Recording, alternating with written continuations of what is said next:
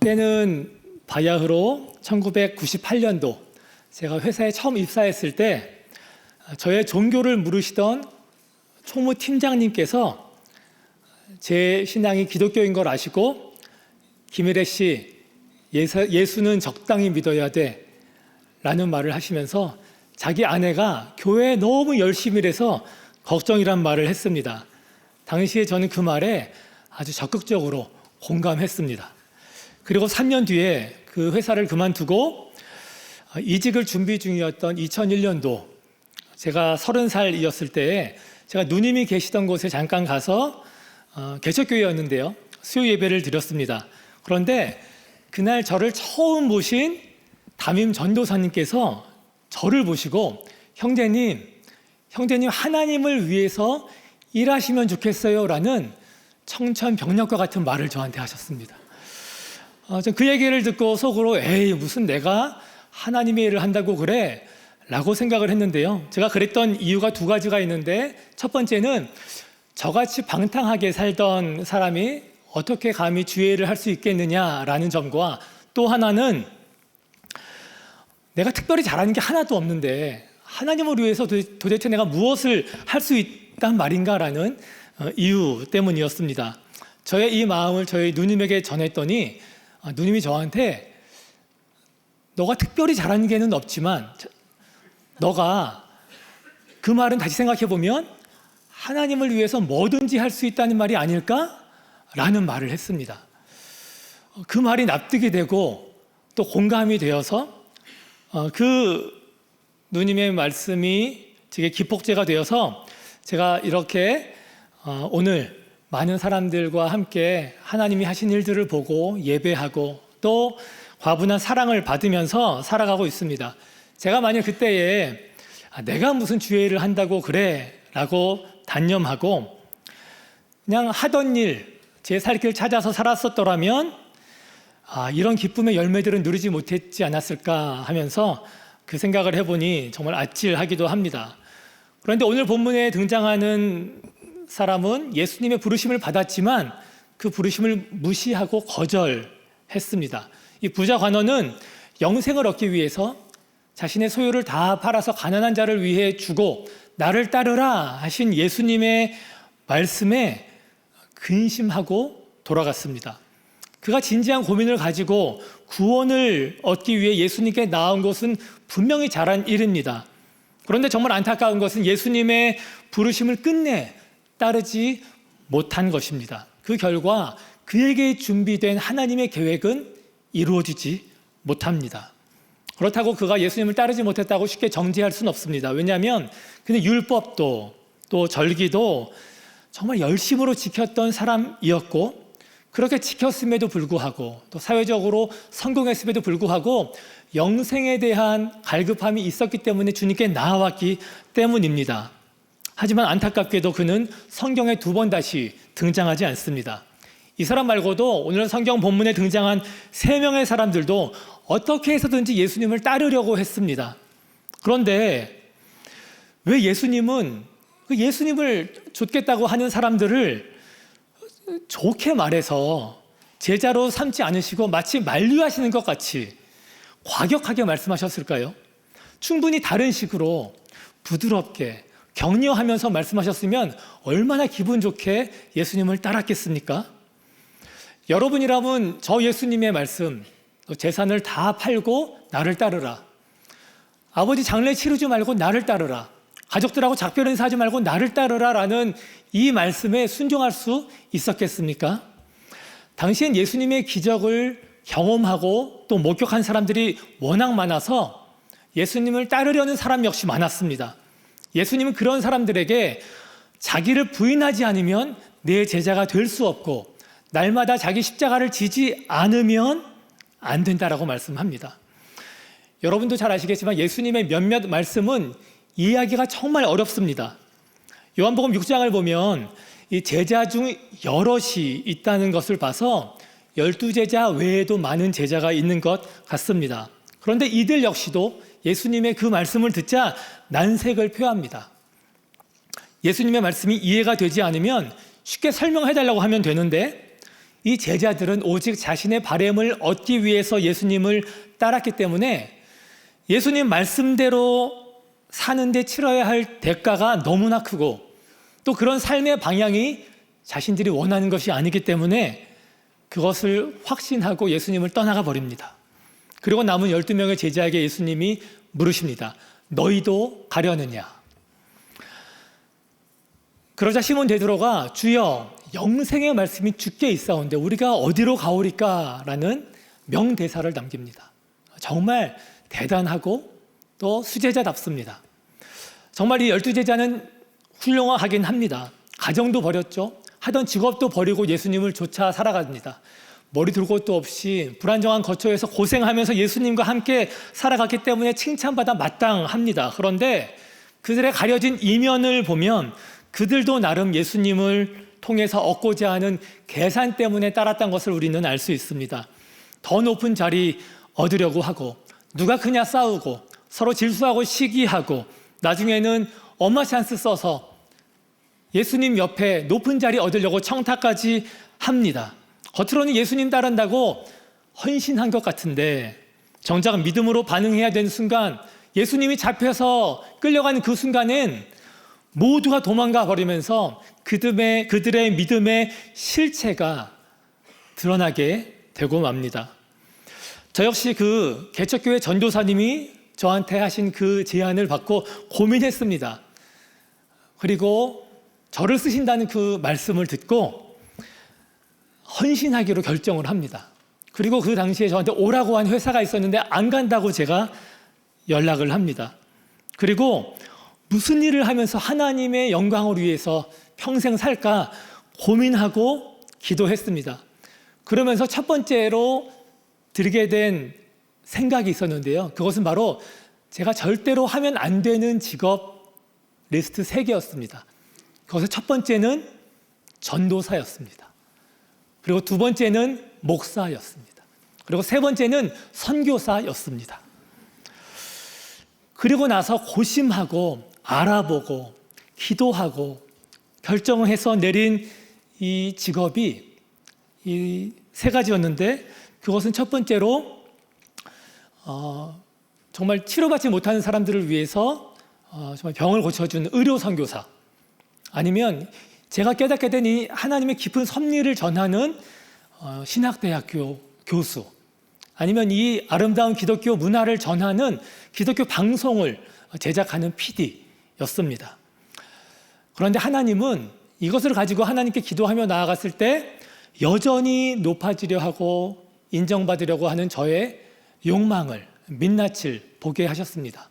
왜냐하면 제가 말씀드린 3가지의 직업에서 기독교와 선교를 빼고 나면 이 세상에서도 높임받고 모든 사람들이 하고 싶어하는 그런 직업들 아닙니까?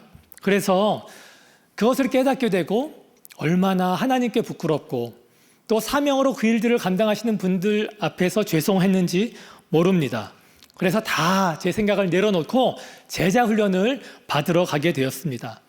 그때부터 지금까지 하나님이 신실하게 인도해 주셔서 제가 그렇게 되지 않겠다고 다짐했던 전도사를 거쳐서 목사를 하면서 외국인들을 만나면서 선교 사역을 하면서 살고 있습니다. 그랬던 저였기 때문에 그런 제자들을 마냥 정죄할 수는 없습니다. 안타깝게도 경건의 모양은 있으나 경건의 능력이 없는 이 제자들은 곧 한 사람은 예수님을 팔아버리고 나머지 11명도 예수님을 저버리고 떠나기 시작합니다. 그 이후에 예수님이 죽으시고 예수님의 이 제자 훈련은 비극적으로 마감하는 것만 같았습니다. 그런데 예수님이 부활하시고 나자 예수님을 저버렸던 제자들이 달라지기 시작합니다. 변화된 그들의 삶을 통해서 나타난 영향력들은 정말로 엄청납니다. 그리고 그 제자의 수는 12명에서 몇백 명, 수천 명, 수만 명에 이르게 됩니다. 도대체 무슨 일이 있었길래 이런 놀라운 변화가 생기게 된 것일까요? 게다가 더 놀라운 것은 예수님이 안 계시다고 예수님이 말씀하셨던 제자가 되는 그 조건이 약해진 게 아니라 오히려 더 강화가 되었습니다. 초기에 초대교회의 제도와 이 성도들의 삶이 기록된 사도전승이라는 문서에는 이 그리스도인들의 회심의 과정들을 살펴볼 수 있는데, 이 책에는 교회 한 사람이 교회의 문을 두드리면서부터 나중에 세례를 받고 정식 교회에 등록 교인이 되는 데까지의 요구되는 까다로운 과정들이 기록되어 있습니다. 그 중에 특이할 만한 것은 교회 신자가 되기 위해서 찾아온, 오늘날로 말하면 이 새신자들을 두 팔 벌려서 환영하지 않는다는 사실입니다. 환영은 둘째치고 온 그 사람들의 신앙과 배경을, 그리고 생활을 면밀히 따져본다고 합니다. 그리고 따로 정밀 심사 기간을 두어서 그들이 교회의 가르침대로 살고 있는지, 또 생활과 직업에 관련해서 하나님 말씀을 위반하는 건 없는지를 면밀히 살폈다고 합니다. 그때 주어지는 질문들이 이런 겁니다. 그들이 과부를 존중해 왔습니까? 그들이 아픈 사람들을 방문해 왔습니까? 그들이 각종 선한 일들을 실천해 왔습니까? 라는 질문을 그 사람들의 후견인과 인도자에게 하고 또 본인에게도 확인을 합니다. 어떻게 보면 정말 가혹한 질문과 과정이 아닐 수 없습니다. 그런데 이 과정이 끝난다고 끝난 게 아니라 이때부터 일주일에 몇 차례씩 이른 아침에 모여서 말씀을 듣고 또 그룹으로 모여서 또 가르침을 받았다고 합니다. 이런 과정이 최소 3년에서 5년이 걸린 뒤에야 세례를 받고 정식 교회의 멤버가 되었다고 합니다. 저는 오늘날 교회에서 이런 제도를 적용한다면 도대체 몇 명이나, 아까도 새가족 교육 안내를 하셨지만 몇 명이나 등록을 하러 올지 참 궁금했습니다. 당시에는 사역자나 특별한 헌신자만 제자의 삶을 살도록 요구받은 게 아니라 교회 성도라면 누구나 그러한 삶을 살아야만 했습니다. 당시에 그리스도인이 되기 위해서 치러야 되는 대가는 이러한 까다로운 과정만이 있는 것이 아닙니다. 기독교인이 된 사실이 밝혀질 경우에는 모진 핍박과 엄청난 불이익도 받게 됐는데, 그럼에도 불구하고 예수 그리스도를 믿고자 하는 사람들은 날마다 수가 더해갔습니까? 게다가 예수님의 제자들은 예수님의 부활을 직접 경험했기 때문에 이해가 조금 됩니다. 그런데 예수님 승천 이후에 예수님을 따르던 사람들, 그 사람들은 도대체 예수님 부활했다는 얘기를 들은 게 전부일 텐데 어떻게, 무엇을 느꼈길래 그렇게 변화되었겠습니까? 어떻게 보면 그들이나 우리나 다를 게 없습니다. 아니, 우리가 훨씬 낫습니다. 우리는 성경책도 있습니다. 핍박이나 탄압도 없습니다. 우리는 마음껏 예배할 수 있습니다. 교회 처음 가면 두 팔 벌려 환영해 줍니다. 그런데 오늘날 우리가 살고 있는 이 현실은 어떻습니까? 수많은 교회가 있고 예배당 안에는 성도들이 가득 차 있습니다. 그런데 그 예배당 안에 예수님을 따르는 온전한 제자가 몇 명이나 되겠습니까? 이 시대에 주님이 찾으시는 제자가 많지 않은 이유에 대해서, 그 이유는 어디에 있는지 우리는 반드시 질문하지 않을 수 없습니다. 그렇다면 여러분, 초대교회 성도들이 그렇게 부르심에 합당하게 살았던 이유는 어디에 있겠습니까? 그것은 바로 예수님의 부활 때문이었습니다. 예수님의 부활을 목도하기 전에는 자기 부인은커녕 예수님 모른다고 3번이나 베드로가 부인했습니다. 다른 제자들도 다 마찬가지입니다. 그런데 부활한 예수님을 만난 제자들은 그제서야 비로소 예수님이 말씀하신 자기 부인이 무엇인지 이해하고 실제로 자기를 부인하면서 날마다 자기 십자가를 지게 됩니다. 여러분, 자기 부인이 무엇인지 아십니까? 이 자기 부인에서 이 부인이라는 이 헬라어 아파르네오마이의 뜻은 자기의 것이 아니라고 부인하다입니다. 그것은 자기의 뜻과 바람을 내려놓는 것입니다. 또 자기의 시간과 소유, 권리도 자기의 것으로 여기지 않는 것입니다. 자기의 모든 것을 자기 뜻대로 하는 것이 아니라 주님 뜻대로 사용하는 것입니다. 그래서 부활의 주님을 만난 제자들은, 또 초대교인들은 더 이상 자신의 것을 자신의 것이라 주장하지 않습니다. 사도행전에도 기록되어 있죠. 자신의 재산과 소유를 다 팔아서 가난한 사람들을 위해서 내놓는, 이 유무상통하는 일들도 우리가 기억합니다. 당시에 예수를 믿는다는 것은 불이익을 당한다는 것을 감수합니다. 그래서 재산도 몰수당하고 경제적인 활동도 못하고 심지어 먼 곳으로 강제 이주까지 당하기도 하는데, 그럼에도 많은 성도들이 그 길을 걸어갑니다. 소유를 드리는 것뿐만이 아닙니다. 인생 전체를 주님께 드립니다. 제자의 삶을 살아가는 데 있어서 걸림돌이 되는 모든 것들은 다 포기합니다. 그것이 가족이라 할지라도 말입니다.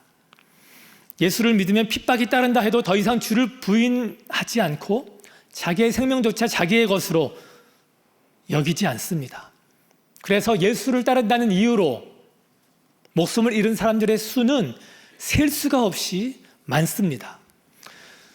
부활의 주님을 만난 제자들이 도대체 무엇을 경험했길래 저러한 헌신이 가능했겠습니까? 전에 제자들에게 예수님이 다시 죽고 다시 태어날 것을 그렇게 자주 말씀하셨어도 그 말이 이해가 되지도 믿어지지도 않아서 주님이 죽으신다고 하니까 그럴 수 없다고 반대하던 제자들 아닙니까? 근데 그 제자들이 예수님이 진짜 돌아가시니까 부활하신다는 그 말씀을 기억하지도 못하고 고향으로 돌아갑니다. 실망하고 다시 예전의 직업으로, 고기 잡는 업으로 바다에 나가서 고기를 낚으려고 합니다. 그런데 제자들이 비로소 부활하신 주님을 만나게 되고 나니 주님이 그렇게 말씀하셨던 부활이 그제서야 믿어지게 된 것입니다. 나는 부활이요 생명이니 나를 믿는 자는 죽어도 살겠고라는 그 말이 그제서야 이해가 가게 되었고, 예수님처럼 자신도 부활하게 될 것을 믿어지게 된 것입니다. 그래서 나는 천국에 속한 자로 부활한 이후에 하나님 나라에서 영원히 살 것을 알았기 때문에 더 이상 이 땅에 미련을 갖고 더 가지려고, 더 높아지려고 사지 않았으며, 오히려 부활을 바라보며 이 땅에서 주님이 원하시던 그 제자의 삶을 온전히 살 수 있었던 것입니다. 여러분 혹시 그것 아십니까? 여러분도 예수님처럼 다시 부활하실 것이라는 사실 말입니다. 여러분, 많은 사람들이 우리의 미래를 위해서 열심히 살아갑니다. 노후를 위해서 30년, 40년 살아갈 그 기간을 위해서 정말 애쓰고 희생하고 고생하고 노력하면서 살아갑니다. 그런데 정작 우리가 그 몇십 년의 미래가 아니라 영원히 살아갈 곳, 그것을 위해서는 우리가 무엇을 준비하고 있습니까? 주님은 말씀하십니다. 우리가 살 곳은 이곳이 아니라고 말입니다. 우리가 영원히 살아갈 곳은 부활한 이후에 살아가야 할 하나님의 나라입니다. 그래서 우리는 이 땅에서 근심하고 염려하고 연연하고 살아가는 것이 아니라, 남보다 더 잘 되려고, 더 높아지려고 애쓰면서 살아가는 것이 아니라 하나님께서 예비하신 처소인 하나님 나라를 위해서 우리가 살아가야 되지 않겠습니까? 한 번뿐인 인생이라고 합니다. 그렇기 때문에 이 인생을 즐기라고 합니다. 하지만 틀린 이야기입니다. 이 땅에서의 인생은 한 번뿐인 게 맞습니다. 하지만 우리에게 주어진 인생은, 우리의 본편은 이곳이 아니라 하나님 나라입니다. 그렇기 때문에 오히려 이 땅에서 주어진 이 한 번뿐인 인생을 정말 썩어져 버릴 우리의 육신을 위해서가 아니라, 길어봤자 몇십 년 살지 못하는 이곳에서의 삶을 위해서가 아니라 하나님 나라를 위해서 우리가 살아가야 되지 않겠습니까? 우리가 나중에 이곳에 있는 사람들 한 사람도 제외하지 않고 반드시 서게 되는 곳이 있는데, 그곳이 바로 어디입니까? 하나님의 심판대 앞입니다. 그곳에서 우리가 뭐라고 말하겠습니까? 무엇을 하다 왔느냐, 무엇을 남겼느냐, 주님이 반드시 물으실 텐데 우리가 뭐라고 얘기하겠습니까? 하나님, 저 주식 이만큼 남겼어요. 하나님, 저 부동산 이만큼 마련했어요. 저 하나님 여기까지 진급했어요. 하나님, 저 통장에 돈 이만큼 모았어요. 하나님, 저 이것도 경험해보고 이것도 해봤어요. 우리가 그렇게 말한다고 한들 하나님이 그것을 기뻐하시겠습니까? 우리가 다시 한번 부활하신 주님을 만난 예수님의 제자들이 도대체 무엇을 느꼈고 결심했길래 그렇게 자신의 삶을 온전히 주님께 드리며 살아갔는지 다시 한번 질문하시고 살아가시기를 축복합니다. 여러분, 그렇다면 우리가 어떻게 진정한 제자의 삶을 살아갈 수 있겠습니까? 그럴 수 있는 이유는, 방법은 단 하나입니다. 그것은 바로 예수님을 진정 사랑하면서 살아가는 것입니다. 예수님은 베드로에게 물으십니다. 내가 나를 사랑하느냐? 3번이나 물으십니다. 그러자 베드로가 제가 주님을 사랑합니다. 답합니다. 3번이나 주님을 사랑한다고 답하자 예수님 뭐라고 말씀하십니까? 내 양을 먹이라. 주님의 사명, 즉 제자된 삶을 살아가기 위해서는 주님의 사랑 말고는 그 어떤 것도 필요하지 않습니다.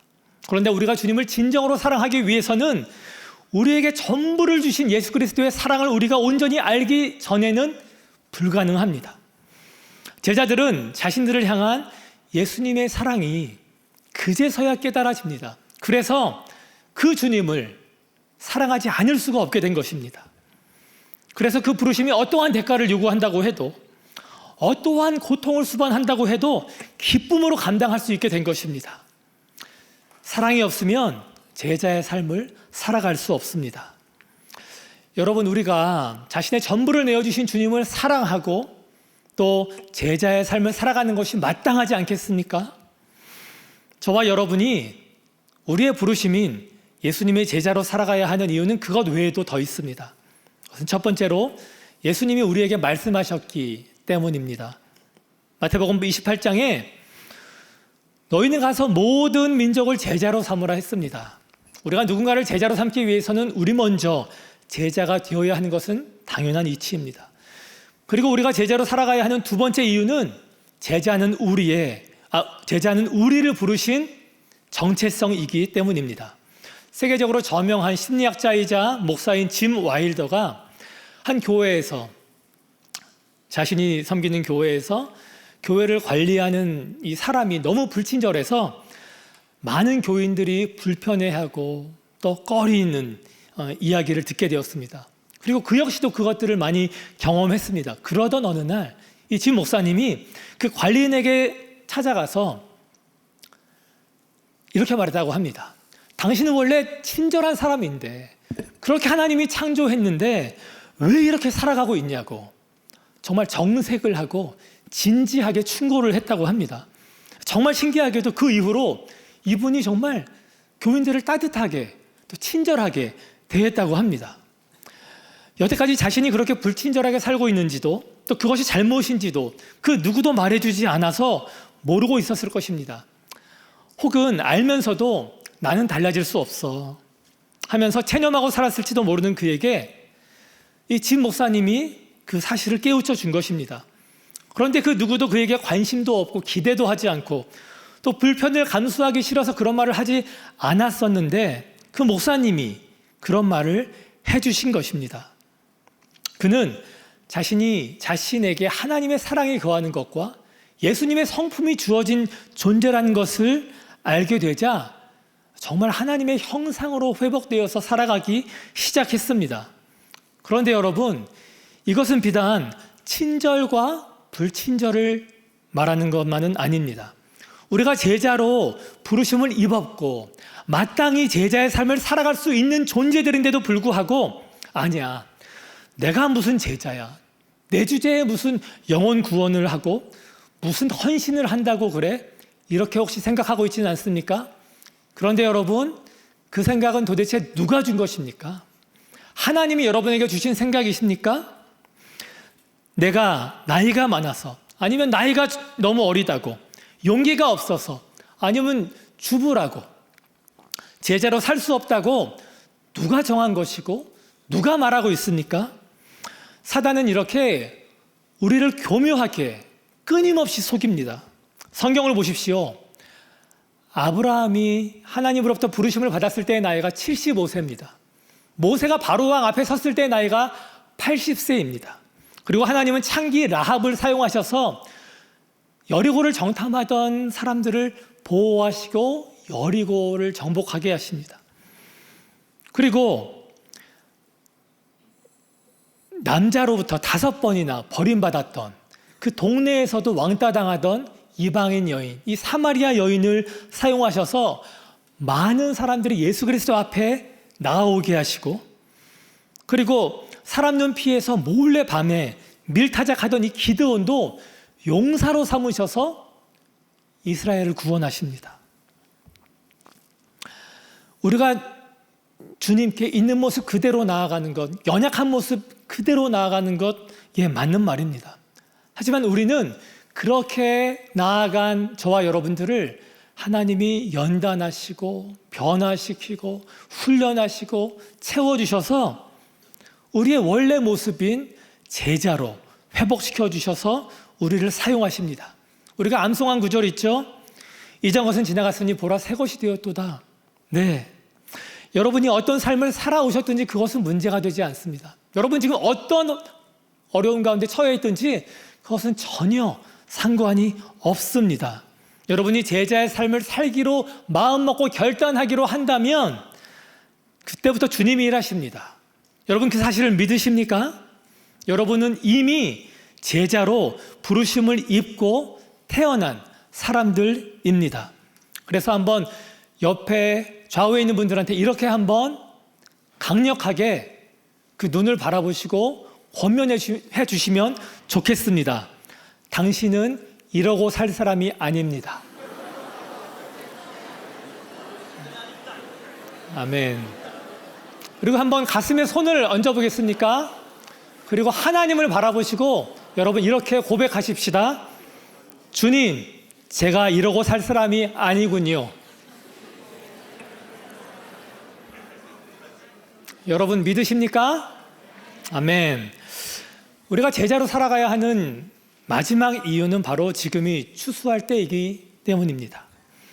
마태복음 9장에 추수할 것은 많은데 일꾼이 없다고 예수님이 말씀하십니다. 예수님 당시뿐 아니라 오늘날도 추수한 일꾼이 너무나 부족합니다. 추수할 영혼들은 너무나 많은데요. 어떤 사람들은 이 시대는 더 이상 전도가 먹히지 않는다 말씀합니다만 절대 그렇지 않습니다. 제가 증인입니다. 마음이 상하고 심령이 가난한 사람들 우리 주변에 너무나 많습니다. 하나님께서는 푸른 나눔을 통해서 많은 사람들을 만나게 하셨고 그분들이 복음을 전해 듣고 그 자리에서 회개하고 예수님을 자신의 주인으로 삼게 하셨습니다. 하루에 많게는 4명까지 많은 영혼들이 하나님의 자녀로 거듭나는 일들을 제가 수년째 보고 있습니다. 무신론자도 불교신자도 무슬림도 상처를 받아서 마음의 문을 완전히 닫았던 사람이라 할지라도 주님께 돌아오게 하십니다. 심지어 지난달에 어떤 일이 일어난지 아십니까? 한 보살이 자신이 굿하고 점치던 그 신당이 있던 자신의 보살집에서 무릎 꿇고 회개하고 예수님을 자신의 구주로 영접했습니다. 그리고 나서 다시는 그 보살 일을 하지 않겠다고 약속했습니다. 이런 일들을 날마다 경험하기 때문에 저는 저 역시 주님의 마음이 무엇인지를 알게 되었습니다. 그리스도의 사랑으로 섬기며 복음을 전할 제자들이 절실히 필요하다는 사실 말입니다. 여러분 이 일에 자원하시지 않으시겠습니까? 부활의 증인으로 예수 그리스도의 참 제자로 살아가는 이 귀하고 복된 일 말입니다.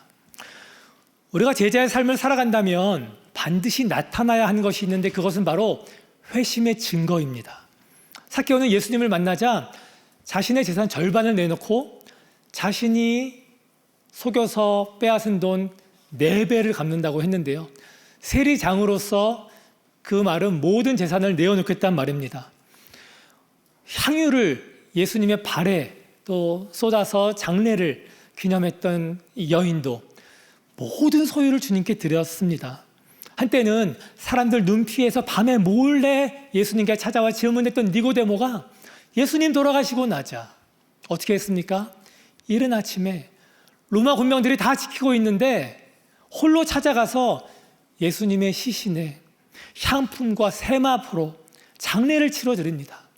이것은 당시의 상황으로서 또 유대인 지도자로선 반드시 불이익과 또 어려움을 겪을 수밖에 없는 행동인데 그가 그 일을 해냅니다. 예수님의 제자들은 말할 것도 없고 예수님을 인격적으로 만난 사람들은 이렇듯이 분명한 회심의 증거가 나타나는데 이 회심은 반드시 우리의 생활 방식과 우리 삶의 우선순위에 변화를 일으키게 합니다. 복음의 전함이라는 단체의 대표이신 고정민 장로님이 간증한 내용인데요. 하루는 사무실에 아저씨 한 분이 생수 한 통을 배달해 오셨는데 그 생수통에는 직접 이렇게 자신이 만든 성경 말씀이 적혀 있는 스티커가 붙어 있다라고 합니다. 그래서 이렇게 여쭤봤대요.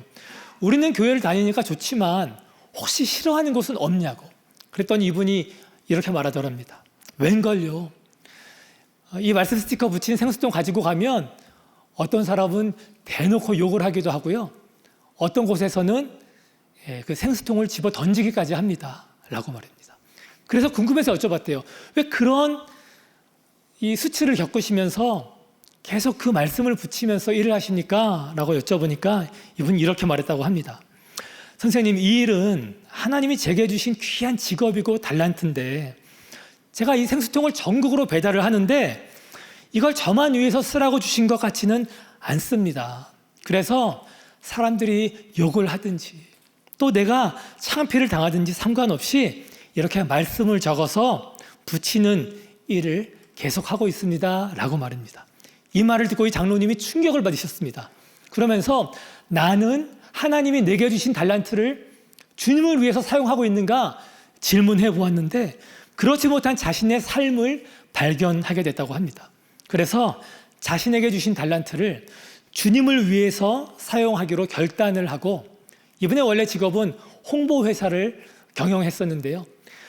주님의 복음과 예수 그리스도를 전 세계에 광고하는 일을 지금 정말 훌륭하게 감당하고 계십니다. 여러분, 성경에는 달란트 비유가 나옵니다. 주인이 한 종에게는 금 5달란트를, 한 종에게는 금 2달란트를, 한 종에게는 금 1달란트를 주고 타국으로 가셨다가 오랜만에 돌아오십니다. 5달란트 받고 5달란트 남긴 종과 2달란트 받고 2달란트 남긴 종은 충성된 종아 잘하여도다 칭찬하지만 1달란트 받았지만 땅에 묻어놓은 종한테는 질책을 하면서 책망하십니다. 그리고 그 1달란트마저도 빼앗아 버리고 쫓아내 버리십니다. 여러분은 하나님으로부터 받은 그 달란트를 어떻게 사용하고 계십니까? 혹시 나는 하나님한테 받은 달란트가 없어요. 아니면 나는 하나님으로부터 받은 달란트가 뭔지 모르겠어요. 하시는 분 안 계십니까? 제가 작년에 만나게 된 60대 중반의 여성분 이야기를 나눠드리고 싶습니다. 이분은 베제트 병을 16년째 앓고 있는 분인데 이 병은 치료가 되지 않는 질병이라고 합니다.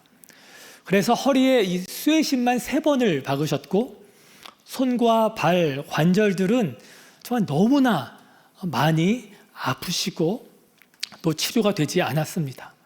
그런데 이 육체적인 질병의 고통뿐만 아니라 마음의 상처는 더 큽니다.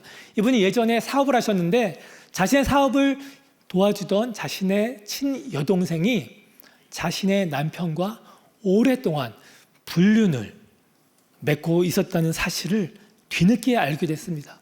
어쩔 수 없이 이혼을 하고 그 이후에 그 질병까지 얻게 되어서 정말이지 지옥 같은 나날을 보내고 오셨습니다.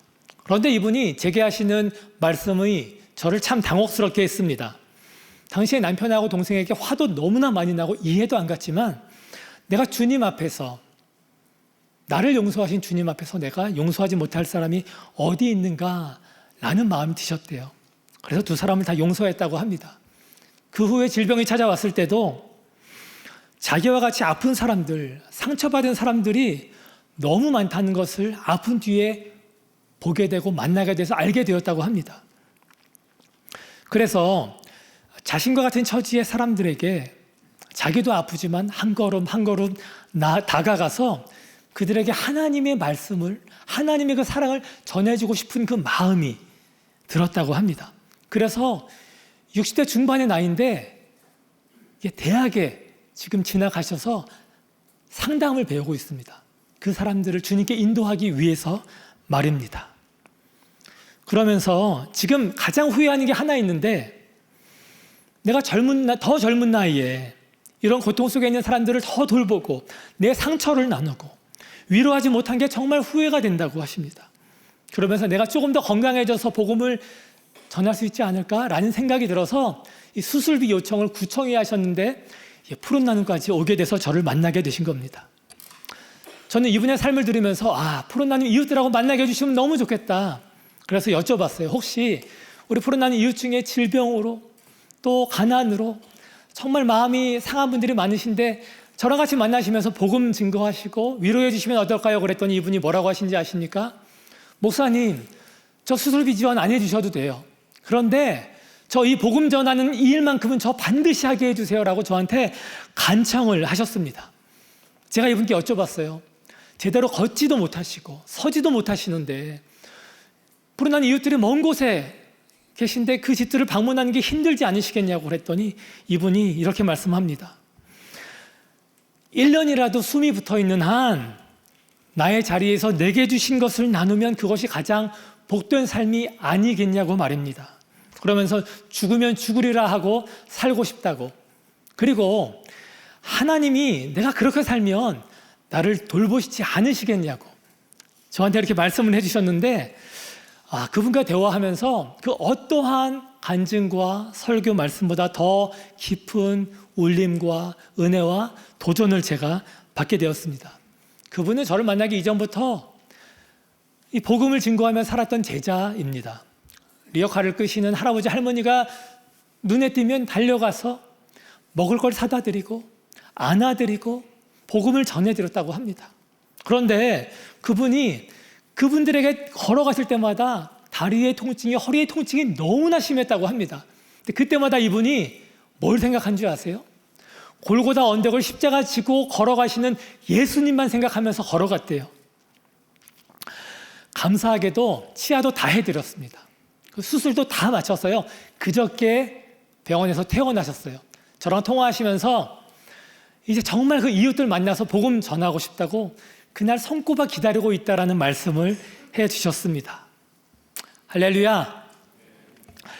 여러분, 우리는 흔히 달란트 하면은 마태복음에 나온 것처럼 금과 은 같은 아주 좋은 것들, 장점들, 특별한 은사들 생각하지만, 그래서 나는 주님께 받은 달란트가 없다라고 생각하면서, 혹은 나는 제자로 살아갈 수는 없어, 예전에 저처럼 생각할 분들도 있을 줄 압니다. 그런데 하나님은 우리에게 금과 은과 같은 달란트만 주신 게 아닙니다. 조금 전에 말씀드린 이분처럼 상처와 질병, 고난과 아픔이라도 우리가 그것들을 주님께 가지고만 간다면 하나님은 그것을 영혼들을 구원하시고 하나님 나라를 이루는 데 귀한 달란트로 사용하십니다. 사실 진정한 위로는 그 아픔을 겪어본 사람만이 줄 수 있습니다. 그리고 나와 같은 고난을 지나본 사람만이 위로할 수 있고 그 사람만이 사람들의 마음을 열 수 있습니다. 예수님이 우리의 어떠한 고통도 어떠한 문제도 아픔도 체휼할 수 있는 이유가 어디에 있는지 아십니까? 예수님은 어려서부터 사생활하고 놀림당하시며 자라오셨습니다. 그리고 먹이시고 입히시고 고치신 살리신 그 많은 사람들로부터 나중에 배반당하고 십자가에 못 박혀 죽으라고 그 이야기를 경험한 분이 예수님이고, 자신이 3년 동안 데리고 다녔던 제자들로부터 버림받으신 분이 바로 예수님입니다. 자신의 아버지인 하나님으로부터도 십자가에서 철저히 외면당하신 분이 바로 예수님이시기 때문에 예수님만이 우리의 진정한 위로자가 되시고 치유자가 되실 수 있는 것입니다. 예수님은 자신의 그런 아픔으로 당시에 가장 수치스럽고 고통스러운 상징인 십자가를 가지고 우리를 살리셨는데, 저와 여러분은 어떻겠습니까? 우리의 어떤 약함도 그것이 고난이고 수치고 상처고 또 아픔이라 할지라도 그것을 주님께 가지고 나간다면 하나님은 그것을 영혼을 살리는 도구로 사용하신다고, 약할 때 강함이 되신다고 우리에게 이미 말씀하셨습니다. 이제 우리가 그 주님을 위해서 우리의 전부를 드리면 좋겠습니다. 매 주일에 시간을 따로 떼어서 전심으로 예배하고 물질을 구별하여 헌금하는 것도 계속 힘써야 되겠지만, 예수님의 이 간절한 외침인 자기를 부인하고 나를 따르라고 하신 그 말씀대로 우리의 모든 것을 나의 것으로 여기지 않고 전부 다 주님께 드리기를 원합니다. 주님은 우리의 모든 소유와 우리의 모든 것들을 받으시기에 합당하신 분이십니다. 왜냐하면 그분은 자신의 전부를 하나님 아들의 능력과 위엄과 그 모든 영광을 다 우리를 살리기 위해 내어주신 분이시기 때문입니다. 그래서 우리가 결단하면 좋겠습니다. 지금이 3월 첫째 주 주일입니다. 남은 1년 동안, 10달 동안 주님, 나에게 어떤 말씀을 하시든지 제가 순종하겠습니다. 그리고 가난하고 소외된 이웃들 내가 찾아가서, 비록 내가 가진 것은 없지만 그것을 가지고 이웃들을 위로하며 그리스도의 사랑을 전하겠습니다. 제가 섬길 수 있는 곳이 있다면 제가 어디든지 찾아가서 사랑으로 섬기겠습니다. 그리고 내가 준비하고 있는 모든 것, 내가 일하고 있는 모든 것, 그것이 어떤 것이라 할지라도, 어떤 직업이라 할지라도 그 모든 것들을 지금까지 나를 위해서, 나의 아내를 위해서, 내 가족을 위해서 내가 열심을 다해 준비하고 살아왔지만, 오늘부터는 나 역시 이 삭개오처럼, 향유를 부은 이 여인처럼 저 주님을 위해 제가 살아가겠습니다. 복음을 증거하기 위해 내가 일하고, 내가 하나님의 사랑을 나타내기 위해 내가 노력하겠습니다. 그렇게 하나님이 정말 기뻐하시는 회심의 증거로 하나님께 나아가시는 저와 여러분 되시기를 주의 이름으로 간절히 축원합니다. 오늘 주신 말씀을 기억하면서 같이 주님께 찬양하시겠습니다.